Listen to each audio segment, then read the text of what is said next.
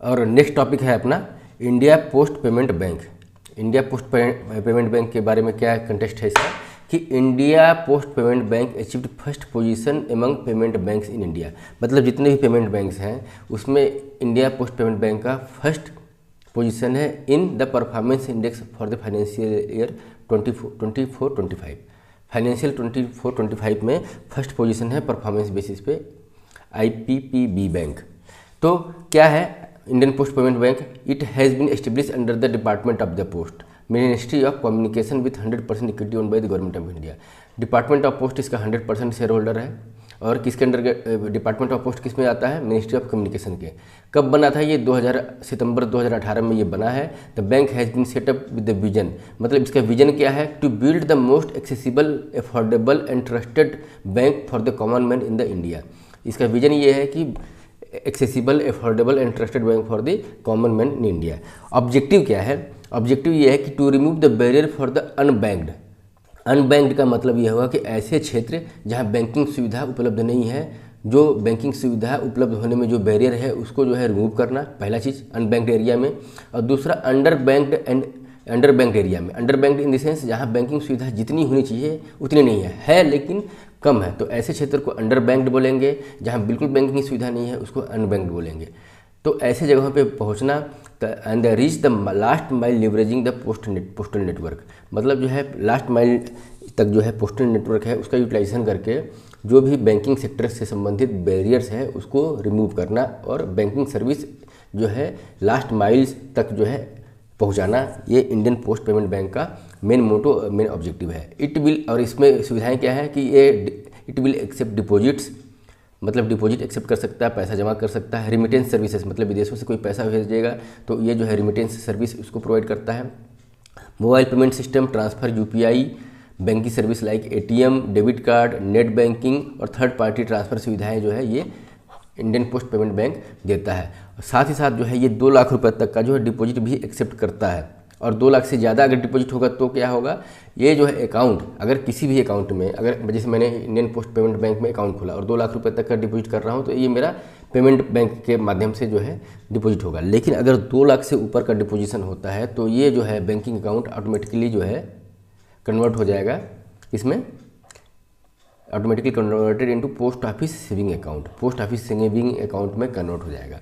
तो अब जो है, अब ये पोस्ट पेमेंट बैंक क्या होता है अब इसको समझते हैं। जैसे इंडियन पोस्ट पेमेंट बैंक है, एयरटेल पेमेंट बैंक है, तो ये पेमेंट बैंक क्या होते हैं, कब गठन हुआ, किसकी सिफारिश से गठन हुआ और क्या क्या फंक्शन है इसको हम समझते हैं। तो पेमेंट बैंक फर्स्ट टाइम जो गठित हुआ Nachiketa Mor committee, doctor Nachiketa Mor committee के सजेशन के हिसाब से इसको जो है एज ए स्पेशलाइज्ड बैंक और पेमेंट बैंक जो गठित किया है to cater the lower income group and small business. Lower income group और स्मॉल बिजनेस को बैंकिंग सर्विस प्रोवाइड करने के लिए नचिकेता मोर कमेटी ने सजेशन दिया था, उसके आधार पर पेमेंट बैंक का जो है गठन किया गया था। इसकी ज़रूरत क्यों पड़ी, इसका रिक्वायरमेंट क्या है? To increase the penetration level of financial service to the remote area of the country, मतलब रिमोट एरिया में, अनबैंक्ड एरिया में, अंडर बैंक्ड एरिया में फाइनेंशियल सर्विस प्रोवाइड करने के लिए, बैंकिंग सर्विस प्रोवाइड करने के लिए इसे ओपन किया गया। Similar to other bank but operate on smaller scale, मतलब सभी बैंक अलग जो भी बैंक है उन्हीं की तरह ये ऑपरेट होता है लेकिन छोटे स्केल पे।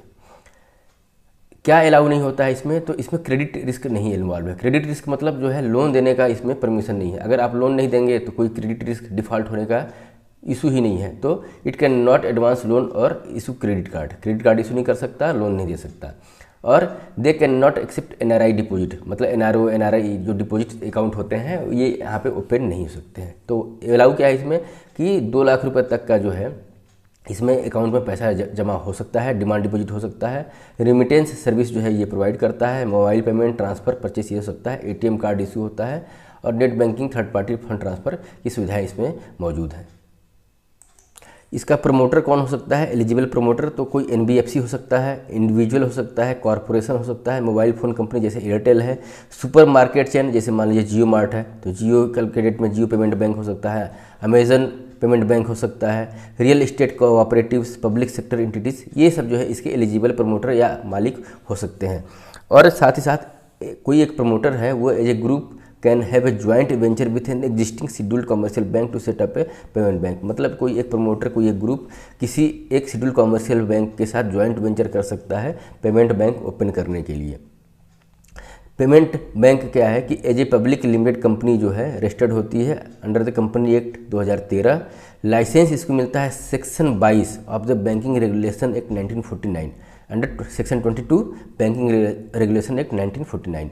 और गवर्न, ये तो लाइसेंस मिलता है, और गवर्निंग के लिए इसका जो प्रोविजन है वो एक तो banking regulation act 1949, reserve bank of India act 1934, और चूँकि जो है फॉरेन से रेमिटेंस वगैरह जो है की सुविधा ये देता है, तो इसीलिए फॉरेन एक्सचेंज मैनेजमेंट एक्ट 1999 भी इसको गवर्न करता है। साथ साथ payment and settlement system act 2007 भी के अंतर्गत भी ये गवर्नेंस इसका होता है। इसको क्या है, required to invest a minimum 75% of its demand deposit balance in statutory liquidity ratio. मतलब जो है जितना भी इसका डिमांड डिपॉजिट है उसका 75% जो है इसका SLR में जो है इसको डिपॉजिट करना है, एक तरीके का इन्वेस्टमेंट करना है for with maturity of up to 1 year, 1 साल की मेच्योरिटी तक के लिए जो है इसको SLR में इन्वेस्टमेंट करना है। SLR में क्या होता है, वही जो है ट्रेजरी बिल, गवर्नमेंट बॉन्ड वगैरह जो है ये सब होते हैं, उसमें इसको इन्वेस्टमेंट करना है। और need to hold a maximum 25% in the current and time fix deposit with the other scheduled commercial bank for operational purpose and liquidity management. मतलब इसके पास अगर 1 लाख रुपया आया तो 75% जो है 75,000 रुपये जो है इसको SLR में इन्वेस्टमेंट करना है, और रिमेनिंग 25,00,000 जो है इसको शेड्यूल्ड कमर्शियल बैंक में डिपॉजिट करना है, और वहाँ से इसको इंटरेस्ट अर्न करना है। ये जो 25% डिपॉजिट इसलिए करना है ताकि इसकी जो है लिक्विडिटी और ऑपरेशनल मैनेजमेंट जो है वो मेंटेन हो पाए। मिनिमम पेड अप कैपिटल इसके लिए 100 करोड़ चाहिए किसी पेमेंट बैंक को ओपन करने के लिए। प्रमोटर्स कंट्रीब्यूशन मिनिमम जो है उस 100 करोड़ का minimum initial equity capital must be at least 40% for the first 5 year. मतलब जो है पेड अप कैपिटल 100 करोड़ होना चाहिए, और प्रमोटर का जो है उसमें शेयर 40% तक होना चाहिए, मतलब फर्स्ट के 5 सालों में। फॉरेन शेयर होल्डिंग के लिए जो RBI का जो समय समय पर जो FDI की पॉलिसी आती है उसके हिसाब से जो है वो उसकी एलिजिबिलिटी होती है। नेक्स्ट टॉपिक है अपना dollar rupees buy sell swap arrangement. Context क्या है कि RBI will inject rupees liquidity for the longer duration through $10 billion dollar rupee buy sell swap arrangement. ये क्या एक टूल है लिक्विडिटी इंजेक्ट करने के लिए और फॉरेन करेंसी के अगेंस्ट में रुपीज़ को स्टेबलाइज करने का एक RBI का टूल है ये, जिसमें ये जो है फॉरेन एक्सचेंज को मैनेज करता है। तरीका क्या होता है, हाउ इट वर्क, इसमें क्या करता है कि RBI buys dollar from the bank. मतलब जो शेड्यूल्ड कॉमर्शियल बैंक वगैरह है, अगर उनके पास डॉलर के रूप में अगर अकाउंट में पैसे हैं तो उसको RBI करता है, उसको बाई करता है, उसके अगेंस्ट में क्या बोलता है कि हमसे रुपीस ले लो। समझ लीजिए कि अगर 8,000 करोड़ स्टेट बैंक के पास में है डॉलर के रूप में, तो क्या करेगा RBI उससे परचेस कर लेगा और 8,000 रुपये उसको दे देगा। साथ साथ में कुछ प्रीमियम देगा, कुछ ट्रांजैक्शन वैल्यू का कुछ प्रीमियम देगा, जिससे SBI जो है 8,000 करोड़ रुपए के वैल्यू का जो है डॉलर टर्म में ये RBI को दे देगा। और फिर बाद में ये लोग आपस में एग्रीमेंट कर लेते हैं कि ये 3 साल के बाद जो है SBI को दोबारा वो डॉलर जो है लेना पड़ेगा, और उसके बजाय जो है उसको रुपीज़ वापस करना पड़ेगा। तो इससे क्या होता है, क्यों किया जाता है, why it is being done to manage systematic liquidity, smooth interest, inflation, bolster foreign exchange reserve and prevent the slide of the rupee. इससे क्या होता है कि अगर किसी शेड्यूल्ड कमर्शियल बैंक के पास ऑलरेडी डॉलर अवेलेबल है और उसको जो है RBI अपने रिजर्व में ले लेता है, तो एक तो RBI का फॉरेक्स रिजर्व भी बढ़ता है पहला चीज़, और दूसरा अगर फॉरेक्स मार्केट में डॉलर और रुपीज़ का अगर मिसमैच है उसको मैनेज करना है, और रुपीज़ का जो है डिप्रिसिएशन जो है मतलब एक थ्रेशोल्ड से ज़्यादा अगर हो जाता है, चाहे एप्रिसिएशन होता है, तो उसको मैनेज करने के लिए RBI जो है dollar rupee buy sell swap arrangement अपने कॉमर्शियल बैंकों के साथ करता है। The Indian banking system encounter its worst liquidity crunch in more than a decade. क्यों ऐसा कर रहा है, क्योंकि जो इंडियन बैंकिंग सिस्टम जो है, जो कॉमर्शियल बैंक है, वो एक डिकेड के सबसे जो है वर्स्ट लिक्विडिटी क्राइसिस से जूझ रहे हैं। क्या कारण है कि बैंकों के पास लिक्विडिटी की कमी है, तो पहला जो है RBI, अभी तो खैर अभी मैं ये वीडियो बना रहा हूँ, इसमें जो है RBI जो है मतलब जो है टाइट मॉनेटरी पॉलिसी फॉलो नहीं कर रही है अभी तो, लेकिन इसके पहले जब टाइट मॉनेटरी पॉलिसी फॉलो कर रही थी तो इसमें absorb liquidity through higher repo rate, जब रेपो रेट बढ़ रहा था तो उसके चलते बैंकिंग सिस्टम से लिक्विडिटी को आरबीआई एब्जॉर्ब कर रही थी। इससे जो है मतलब बैंकों के पास लिक्विडिटी नहीं थी, पैसे की कमी थी। दूसरा कि आरबीआई फ्रीक्वेंस डॉलर सेल, और इसके पहले क्या आरबीआई जो है डॉलर को सेल कर रहा था to stabilise the rupees, pulled out equivalent rupees liquidity from the system में। इसके पहले जो है डॉलर को सेल कर रहा था, मतलब सिस्टम में डॉलर डाल रहा था, और इससे क्या है ना कि पैसा रुपीज़ जो है वो मार्केट से विड्रॉ कर रहा था, इससे इसकी लिक्विडिटी पे नेगेटिव असर पड़ रहा था। तो अब इस चीज़ को मतलब जो है सॉर्ट आउट करने के लिए आरबीआई जस्ट इसका रिवर्स कर रहा है कि हम अब जो है पहले हम जो है डॉलर को जो है पहले आरबीआई जो बाई कर रहा था उसको सेल करेगा और उसके अगेंस्ट में रुपीज़ लेगा। परसिस्टेंट फॉरेन इन्वेस्टर्स आउटफ्लो, और जो है कंटिन्यूसली जो है जो फॉरेन इन्वेस्टर जो है इंडिया से करेंसी जो विड्रॉ कर रहे हैं, इन्वेस्टमेंट जो है विड्रॉ कर रहे हैं, जिसके चलते वोलेटिलिटी बढ़ी हुई है, उसको भी जो है कर्व करने के लिए ये अरेंजमेंट किया गया है।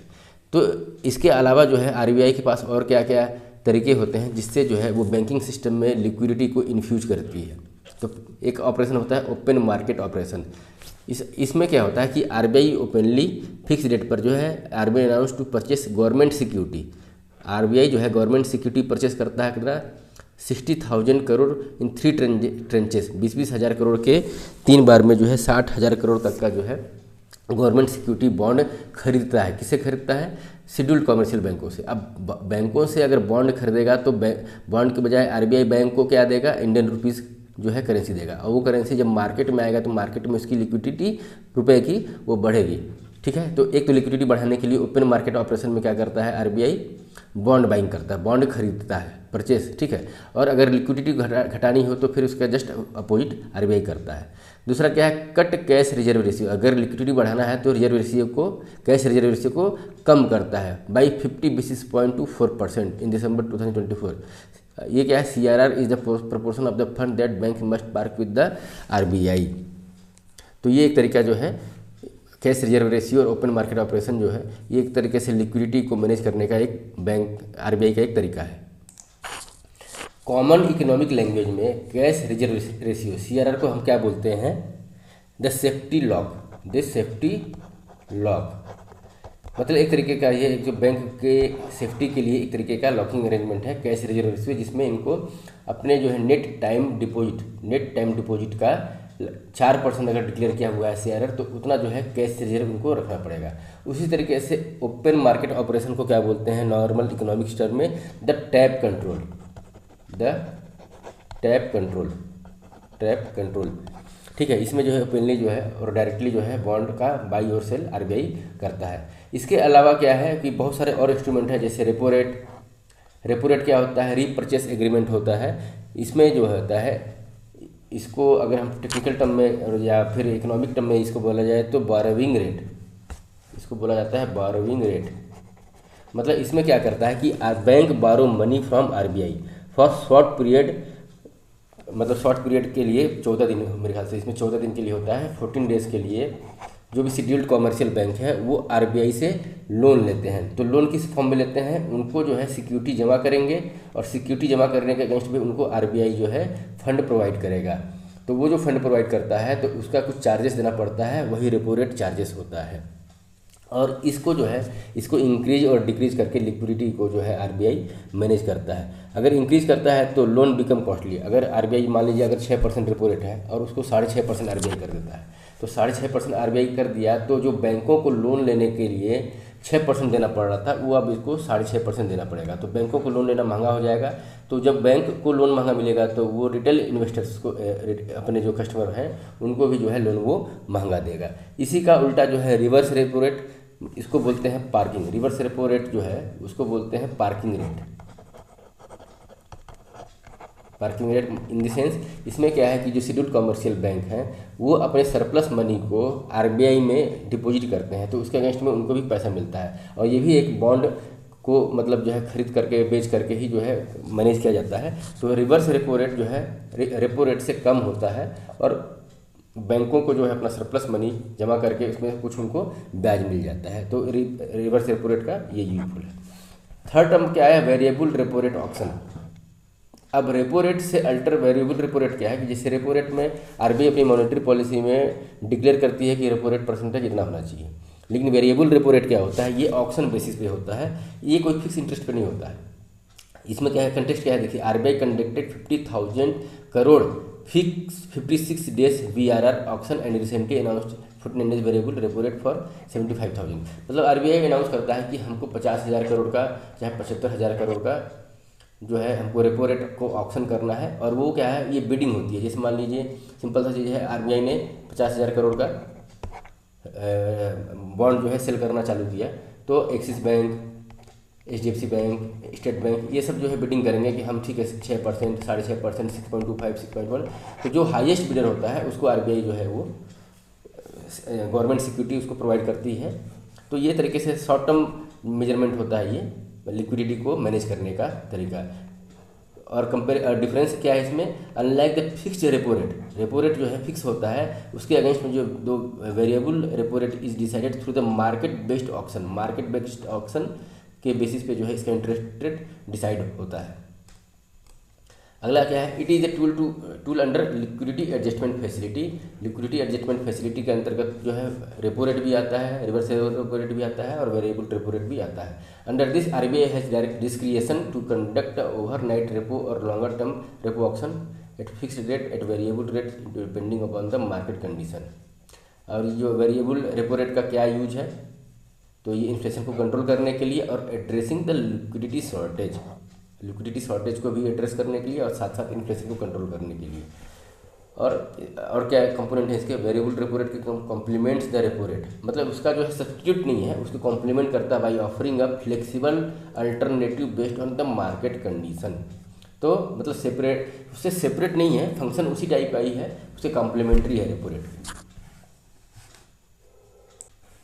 नेक्स्ट टॉपिक है अपना RBI draft direction on gold loan. तो गोल्ड लोन को लेकर के आरबीआई ने एक नया ड्राफ्ट तैयार किया है, वो क्या है, तो reserve bank of India has proposed a new draft norm for gold loan to harmonise a norms across lenders, ensure responsible lending and protect financially weaker section. अभी तक जो है जैसे एनबीएफसी हुआ, मुथूट फाइनेंस हुआ, मनप्पुरम फाइनेंस हुआ, ये हुए एनबीएफसी की कैटेगरी में, IIFL ये सब एनबीएफसी की कैटेगरी में है। अगर स्टेट बैंक और अदर जो शेड्यूल कमर्शियल बैंक भी जो है गोल्ड लोन देते हैं, तो ये दोनों की गोल्ड लोन देने के जो तरीकों में डिफरेंसेस है, जो नॉर्म्स में डिफरेंसेस है, उसमें हार्मोनाइज करने के लिए और कंज्यूमर को के प्रोटेक्शन के लिए आरबीआई ने एक नया ड्राफ्ट तैयार किया है। इसमें की प्रोविजन क्या है कि लोन टू वैल्यू रेशियो क्या है, कि लोन टू वैल्यू रेशियो क्या है, ये 75% पे जो है कैप किया गया है कि 75% से ज़्यादा नहीं होना चाहिए। मतलब अगर इसको कैसे डिवाइड होगा कि loan amount divided by value of the gold, ये कितना होना चाहिए, 75% होना चाहिए। मतलब अगर आपके वैल्यू की गोल्ड की वैल्यू अगर 100 रुपये हो रही है, तो आपको केवल 75 रुपीज़ ही लोन अमाउंट डिसबर्स्ड होगा, ठीक है। 25% मनी जो है एज ए मार्जिन मनी और as a safety as a collateral जो है इसको डिपोजिट कर लिया जाएगा। पहला चीज़ ये जो है लोन टू वैल्यू जो है एक मॉडिफाई किया गया है। दूसरा जो है प्रूफ ऑफ ओनरशिप, मतलब अगर किसी रीजन से जो भी लोन देने वाला जो है, जो भी लेंडर है आपका इंस्टीट्यूशन, अगर उसको डाउट लगता है कि इसके ओनरशिप को लेकर के कि इस गोल्ड की ओनरशिप किसके पास है, अगर डाउट है तो वो जो है लोन देने से आपको मना कर सकता है। तो ये एक दूसरा इसमें जो है प्रोविजन इस ड्राफ्ट में डाला गया है। तीसरा gold valuation for a collateral purpose, तो गोल्ड की वैल्यूएशन का जो है 30 दिन का एवरेज 22 कैरेट गोल्ड का जो मार्केट प्राइस होगा 30 दिन के एवरेज का, उसके अकॉर्डिंगली जो है इस प्योरिटी के बेसिस पे उसका गोल्ड का वैल्यूएशन 22 कैरेट की प्योरिटी के बेसिस पे गोल्ड की प्योरिटी का वैल्यूएशन निकाल करके आपको लोन डिस्बर्स्ड होगा। लोन का रिस्ट्रिक्शन क्या है कि नो कंकरेंट लोन, मतलब नो कंकरेंट मतलब दो टाइप के लोन साइमल्टेनियसली जो है नहीं दिया जाएगा, एक जो कंजप्शन के लिए और दूसरा इनकम जनरेशन के लिए। तो इस टाइप के दो लोन है, मतलब अगर आप गोल्ड लोन लेते हैं तो या तो आपको कंजम्पशन बेसिस पे कंजम्पशन के लिए मिलेगा या तो इनकम जनरेशन के लिए on the same collateral. Renewal और top up allowed only if the existing loan is classified as a standard and within LTV norms. तो अगर जो है अगर रिन्यूअल करते हैं, मान लीजिए किसी लोन को आप गोल्ड लोन को 1 साल के लिए और 1 साल के बाद फिर दोबारा उसको अगर रिन्यूअल करते हैं, तो रिन्यूअल या टॉपअप वो तभी अलाउड होगा जब आपका लोन जो है वो स्टैंडर्ड होगा। मतलब जो है स्टैंडर्ड इन द सेंस वो एनपीए डिक्लेयर नहीं किया गया होगा, नॉन परफॉर्मिंग एसेट डिक्लेयर नहीं किया गया होगा, और विथिन लोन टू वैल्यू के नॉर्म्स में आएगा कि within loan to value norms का इम्प्लीकेशन तब होगा जब सडनली किसी कारण से गोल्ड का रेट डाउन हो गया। मान लीजिए सिंपल सी चीज़ है, आपने गोल्ड का वैल्यू 100 रुपये लगाया, ठीक है, और 75% आपको लोन मिला है, लेकिन एक साल के बाद गोल्ड की वैल्यू, मार्केट वैल्यू 80 रुपये रह गई, गोल्ड अगर डाउन हो गया किसी रीजन से, तब इसका 75% क्या होगा, और 75% जब कम हो जाएगा तो ऑलरेडी आप 75 रुपये लेकर बैठे हुए हैं, तब उस सिचुएशन में जो है आपको लोन नहीं मिलेगा, रिन्यूअल और टॉपअप नहीं हो पाएगा। रीपेमेंट और रीप्लेजिंग के अगेंस्ट के बारे में क्या है कि fresh loan are allowed only after full repayment. Full repayment जब प्रिंसिपल और इंटरेस्ट अमाउंट का जब रीपेमेंट हो जाएगा तभी आपको फ्रेश लोन मिलेगा।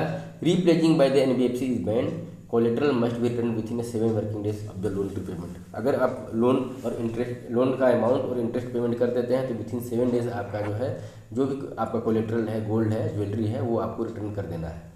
ये जो मतलब जो है कस्टमर कंज्यूमर की सेफ्टी के लिए आरबीआई का नया गोल्ड लोन का जो है एक ड्राफ्ट पॉलिसी तैयार किया गया है, जिसको इम्प्लीमेंट करना है कब, 1 जनवरी 2026 से इसको लागू कर देना है। नेक्स्ट टॉपिक है अपना स्टेबल कॉइन।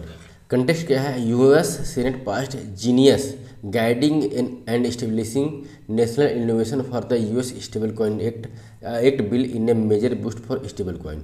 मतलब जो यूएस सीनेट ने एक बिल पास किया है जिसमें एक तरीके से स्टेबल कॉइन को एक मतलब एक रिकॉग्नाइजेशन मिला है, तो इसके यूज के लिए एक बूस्टअप टाइप का कार्य हुआ है।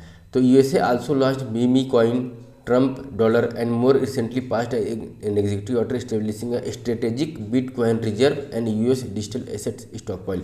तो एक तरीके से जो है यूएसए में स्टेबल कॉइन चाहे अदर जो क्रिप्टो करेंसीज हैं, बिटकॉइन है, उसके रिजर्व को रखने के लिए चाहे उससे संबंधित जो कानून है वो उसके फेवर में पास किया गया है, इसलिए ये न्यूज में है। तो इंडिया में स्टेबल कॉइन चाहे बिटकॉइन को लेकर के क्या कानून है, तो India does not currently recognise stable coin. India जो है स्टेबल कॉइन को रिकॉग्नाइज नहीं करता है। Treating all cryptos as a virtual digital asset under a section of 247A of the income tax act 1961। मतलब जितने भी क्रिप्टो करेंसी हैं चाहे स्टेबल कॉइन है, उसको इंडिया वर्चुअल डिजिटल एसेट मानता है, और उसको ये बोलता है कि ये जो डिजिटल एसेट्स हैं ये मतलब एक तरीके का मिसयूज हो सकता है, मनी लॉन्ड्रिंग को बढ़ावा दे सकते हैं, ब्लैक मनी को का जो है छुपाने के लिए एक मतलब जो है ये एक माध्यम हो सकता है। इसके चलते इसको prevention of money laundering act 2002 के तहत जो है इसको एक तरीके से मिसयूज और मतलब मिसयूज कर ना हो, इसके लिए जो है ओवरसाइट किया गया है आरबीआई के थ्रू। तो अब देखते हैं कि स्टेबल कॉइन होता क्या है, एक्चुअली में इसका डेफिनेशन क्या है। तो ये एक टाइप का ये क्या है, क्रिप्टो करेंसी है। Types of crypto currency pegged to an asset like fiat और gold to maintain stable value. अब देखिए नॉर्मल क्रिप्टो करेंसी बिटकॉइन है और ये स्टेबल कॉइन में डिफरेंस क्या है। जैसे बिटकॉइन हुआ, उसका जो वैल्यू है वो मार्केट ड्रिवन है, मतलब डिमांड और सप्लाई के हिसाब से जो है उसकी वैल्यू आज यूएस डॉलर के टर्म में अगर 100 रुपये है तो कल हो सकता है ट्रेडिंग के समय 80 हो जाए, 90 हो जाए। मतलब इसकी बिटकॉइन की वैल्यू जो है वो वेरिएबल है, घटते बढ़ते रहता है मार्केट के सिचुएशन के हिसाब से। लेकिन ये जो स्टेबल कॉइन है ये अपनी वैल्यू कहाँ से डिराइव करेगा, इसकी वैल्यू पेग्ड, मतलब जो है इसकी वैल्यू को माना जाएगा, चाहे बैकिंग दी जाएगी किसके थ्रू, कोई भी एक फिएट एसेट मतलब हो सकता है कि वो यूएस डॉलर हो। फिएट एसेट का मतलब ये होता है, फिएट करेंसी का मतलब ये है कि कोई भी वो करेंसी जिसकी बैकिंग कोई एक सॉवरेन गवर्नमेंट कर रही हो। जैसे डॉलर को बैकिंग किसका है, यूएस गवर्नमेंट का है, रुपीज़ को बैकिंग किसका है, इंडियन गवर्नमेंट का है। तो उसी तरीके से जो है कोई फिएट करेंसी उसको कि उसकी वैल्यू को डिराइव की जाएगी, या gold to maintain stable value, या फिर गोल्ड के वैल्यू से उसकी वैल्यू को जज किया जाएगा कि एक गोल्ड मतलब इतने परसेंटेज गोल्ड के हिसाब से स्टेबल कॉइन की वैल्यू इतनी है, तो वो उतनी वेरिएशन नहीं आएगा। अगर गोल्ड की वैल्यू में वेरिएशन आएगा तब वो वेरिएशन आएगा, अदरवाइज जो है इसमें कोई मतलब जो है इतनी वोलेटिलिटी जो बिटकॉइन में होती है वो नहीं होगी। स्टेबल कॉइन को इशू करने का एम क्या है, to provide a stable alternative to volatile crypto currencies like bitcoin for everyday transaction. इसको इशू करने का एम यही है कि जो बिटकॉइन वगैरह में जो वोलेटिलिटी थी उससे जो है छुटकारा पाने के लिए, चाहे उसको जो है कंट्रोल करने के लिए एक नया अल्टरनेट क्रिप्टो जो है वर्चुअल करेंसी के रूप में स्टेबल कॉइन को प्रमोट किया जा रहा है। टाइप्स ऑफ स्टेबल कॉइन किस टाइप के होते हैं, तो एक तो फिएट कोलेटरलाइज्ड स्टेबल कॉइन, मतलब वही यूएस डॉलर, रुपीज़, चूँकि इंडियन गवर्नमेंट तो रिकॉग्नाइज ही नहीं करती स्टेबल कॉइन को, तो यहाँ पे अगर फिएट कोलेटराइजेशन मतलब जो है यहाँ पे यूएस डॉलर से संबंधित है। यूएस डॉलर जो है इसको बैकिंग मिलता है उसके हिसाब से इसकी वैल्यू को डिराइव किया जाएगा। दूसरा pegged to specific assets like fiat currency, और उसके अलावा क्या है, the entity behind the stable coin maintain reserve of the asset और asset backing to the stable coin. अब समझ लीजिए कि जो है एजीएस एक कंपनी है, ठीक है। अब ये जो है स्टेबल कॉइन इशू करना चाहती है, तो मान लीजिए कि 10 स्टेबल कॉइन इसने इशू किया, ठीक है। 10 स्टेबल कॉइन इसने $100 का इशू किया, तो उतना ही बैकिंग $US इसको अपने जो है रिजर्व में रखना पड़ेगा, ताकि कभी अगर इसका क्लेम आता है तो वो उसको सेटलमेंट करने में सक्षम हो। तो मतलब इसकी बैकिंग जो है वो $US के रूप में अगर पैक किया गया है तो $US के रूप में उसकी बैकिंग होनी चाहिए।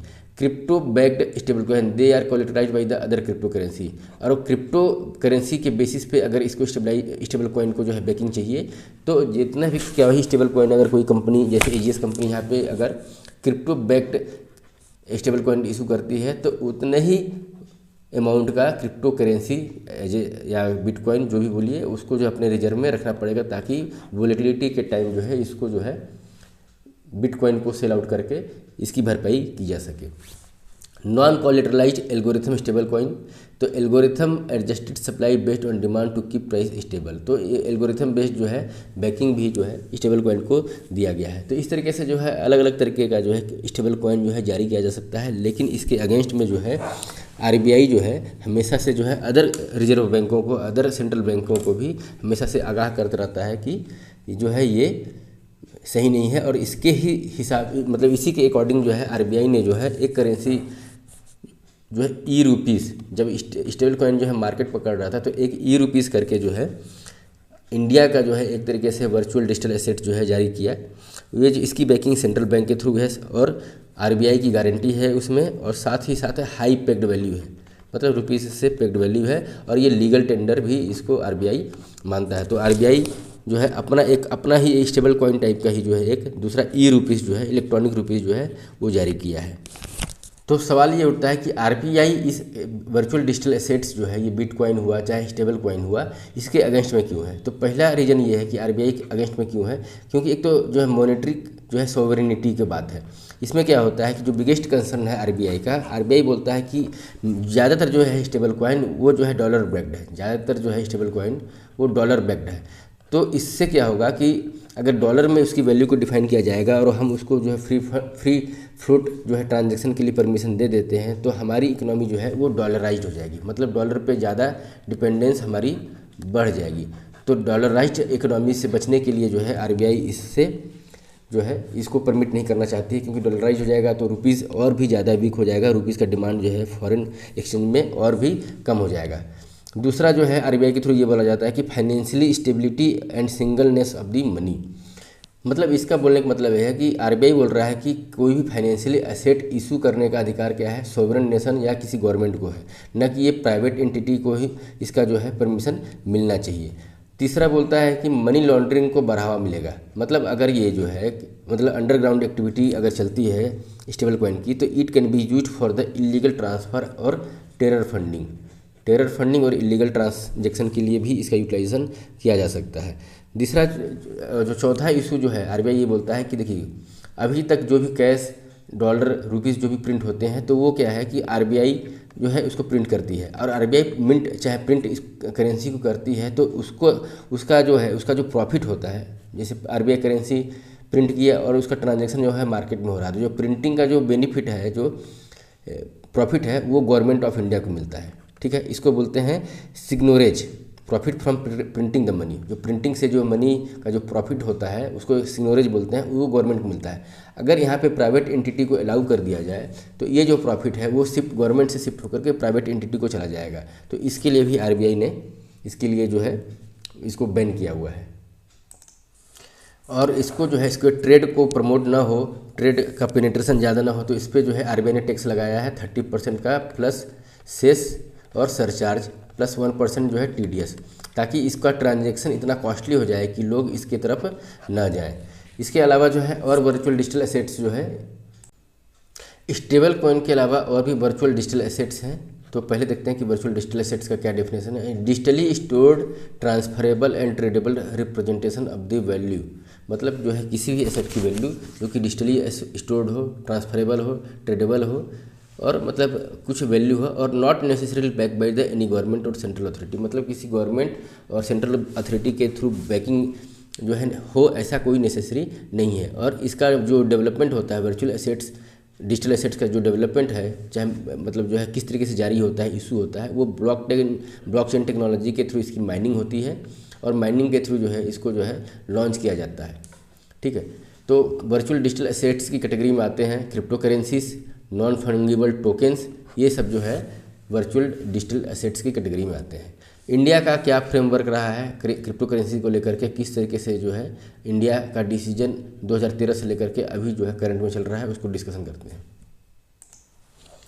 2013 में जो है पहली बार जो है RBI first express its concern about the virtual digital currency like bitcoin and warn that since VD are unregulated could lead to potential financial instability.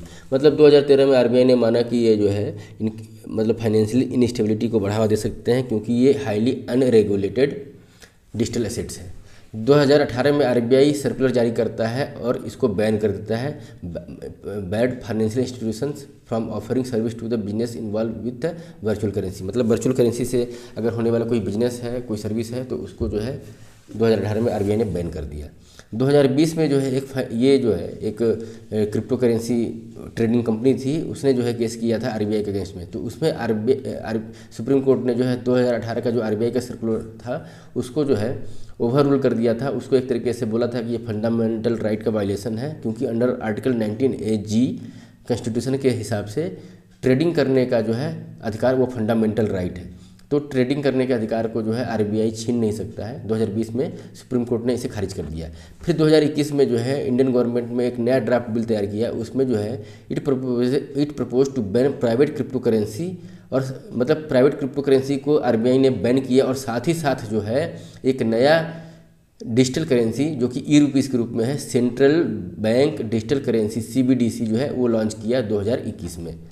2022 में आरबीआई ने क्या किया, गवर्नमेंट ऑफ इंडिया ने 30% टैक्स जो है क्रिप्टो इनकम पे impose किया है, और साथ ही साथ 1% deduction on each transaction since 2022, और 1% जो है as a tax reduction TDS जो है उस पर जो है इसके ट्रांजेक्शन पे लागू कर दिया।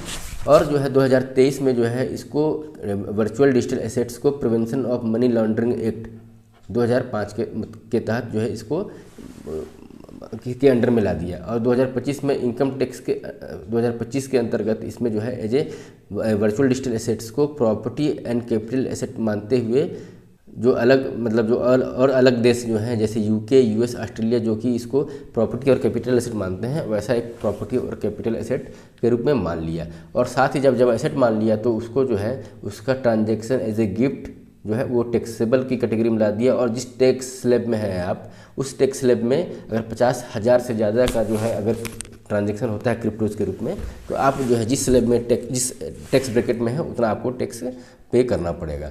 Losses from one crypto assets can not offset gain from another crypto currency. मतलब जो है आपको क्रिप्टो के ट्रांजैक्शन पे जैसे भी हो एनी हाउ जो है आपको टैक्स देना है। ये नहीं कि मतलब जो है मान लीजिए 2 क्रिप्टो करेंसी, एक बिटकॉइन है एक इथरम है, तो बिटकॉइन से आपको अगर लॉस हो रहा है और इथरम से आपको प्रॉफिट हो रहा है, तो ये तो जो प्रॉफिट और लॉस एक दूसरे को ऑफसेट नहीं करेंगे। जहाँ पे आपको प्रॉफिट हो रहा है वहाँ आपको टैक्स देना है, और अगर जहाँ लॉस हो रहा है वहाँ पे आपको भले जो है आपको टैक्स क्लेम नहीं आएगा, लेकिन वो जो है आपके प्रॉफिट को ऑफसेट नहीं करेगा।